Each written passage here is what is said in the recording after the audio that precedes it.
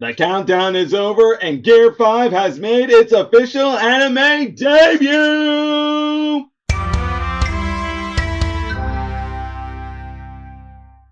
What's up, YouTubers of the world? MegaGeekMixer here to give you guys my review on One Piece episode 1071, the episode everyone has been waiting for, the episode they've all been counting down to, the debut of Gear 5. Luffy's peak attained Gear 5th.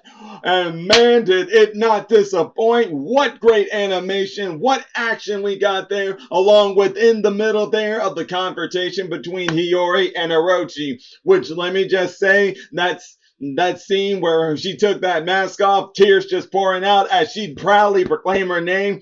Beautifully done there. But I'm gonna be honest with you guys, I have to say I think I like the manga better in that end. Why do I say that? Just because when I look at the manga compared to the anime, now they're both good, don't get me wrong, this is no anime versus manga thing, this is just me giving my opinion on this and which one I thought was better and why I thought it was better.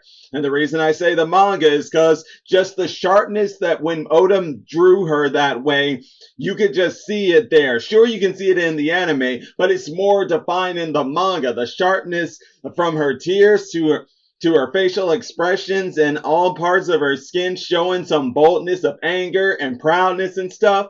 It just felt more effective in the anime.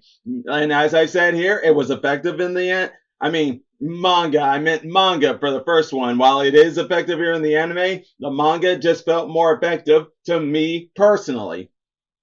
Now, having said that, though, just like I said, guys, this is not to start any tribalistic BS and all that stuff. So please do not go there with that. This was just me giving my own personal opinion on that. Now, having said that, though, we must talk about all that went down here. Such beautifulness all around. First off, the hearing it. Better yet, just hear it for yourself.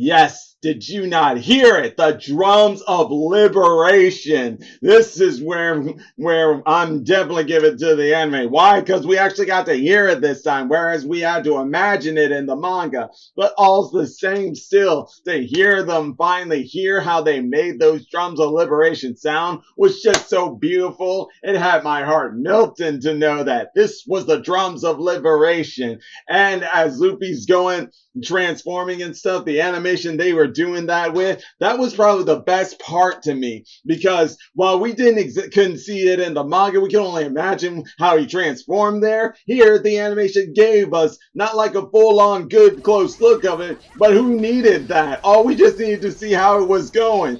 Already, his hair, the smoke, it was all going there. And then the drums of liberation kept going and going until it just popped out and energy just burst and he went flat on into white mode and Gear 5 mode straight off the bat. Oh my god, it was so amazing. That was probably the best part of it. But then, of course, once all that was said and done, we had to get into the fact that now he had to go and show Kaido his new form. But before I get into that, I also want to know if any of you guys noticed this, that when the drums of liberation were going on and they had that animation of those drum rhythms going on there, that they cut for a minute to show the Japanese letter of drums of liberation and Joy Boy, just like I'm showing it to you here on my screen. Did you guys notice that? If you did, good eyes on you guys, because I noticed that too. For the rest of you, this helps you in case you missed that part, because that was pretty cool to see there. And at also the same time, I noticed how during some spots in certain parts in this episode, the animation style kept being a little different, especially with Kaido. Like, take for instance this one right here, where as Luffy's releasing his Conqueror's Haki, and you see how the animation on him looks a little more like he's in a game and stuff right there. And then the one near the end, as they're about to have their stare off, and how it's in a more watery flavor type of way with the animation. I actually found that pretty interesting, and how they blended, and how they were able to blend those different styles styles into that moment, because in that moment it just felt right. The animation felt so right in those positions right there.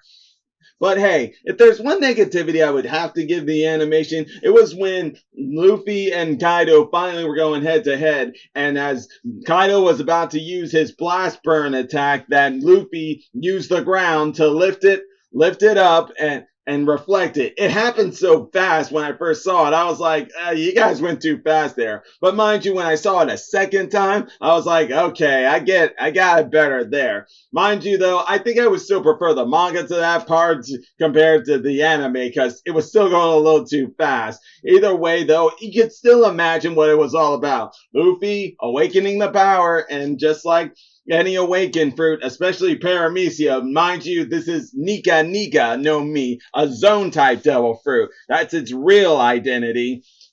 Either way, though, now Luffy, he is able to just go rubber with anything. You can actually look at here in the animation as he has transformed or is transforming, and he is just bouncing around, having the time of his life, and everything around him right there is just bouncing with him. You would think that's just the animation being exaggerated, but no, that's his devil fruit, awakening devil fruit. It's turning the whole environment he's stepping on into rubber, and he's just jumping and having the time of his life.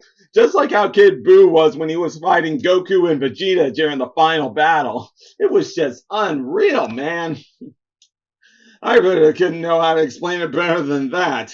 But all's the same, though. Still, seeing all this stuff happen was just incredible. But I also cannot take away from the fact some of the Looney Tune effects we were given here. Especially the one where, as that blast burn was coming, there goes Luffy with popping out those eyes, being like, ah!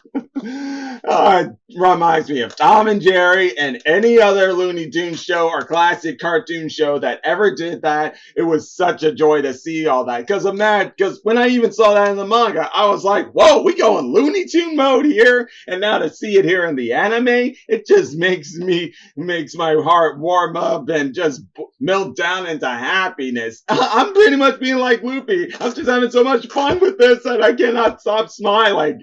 It's so much fun. But I think one of the biggest of them all had to be when finally they did the whole intro to it, and they did the intro to it in a way that I did not expect, but when it happened, and that was the spelling of Gear 5, and then showing us a quick animation here of all of the gears that he's been and going through, all till it ran into the introduction of Gear 5. Such beauty, guys, such amazingness and stuff. And yeah, I almost even forgot to mention the part where he pumped up his muscles right after he just picked up Kaido and just started whamming him away and stuff like that. But it was so much fun. I'm no doubt missing a whole bunch of this stuff. All I just know is to say is this was worth the wait. These guys behind the scenes put every effort into it with the animations going forward and wanting to really introduce this in a big way. And I couldn't have thought of any better way for them to do it than like they did in this one. It was just pure insanity, pure genius, and the best way to end it was that intense stare down right there between Kaido and Luffy, ready to really go all out and continue where they left off, especially since Kaido did not like the way it ended. That's one of the things you gotta respect about Kaido, or for that matter, pirates or villains in general.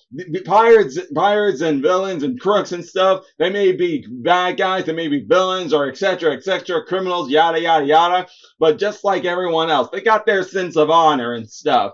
So you can at least always have respect for them in that sense, even though sometimes that honor's not enough to make you be like, I'm gonna let you go, because not the law or anything. But that's all the same. This was a great way to bring him into us. Gear 5 did not disappoint. Animation was awesome. Luffy just having the time of his life and laughing like a giddy person like no one ever knew. And also how he just ran right over there. This makes me can't wait for him to show him when he does it while he's up in the air. But next episode, I think this is the one. I'm not quite sure, but I'm pretty sure this is the one where we're about to get giant Luffy.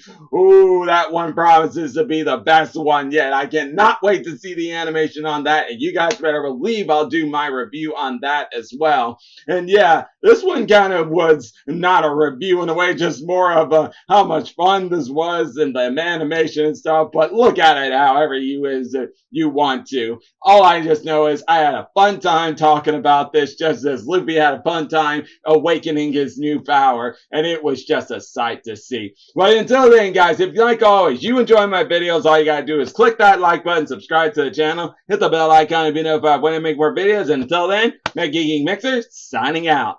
Bye!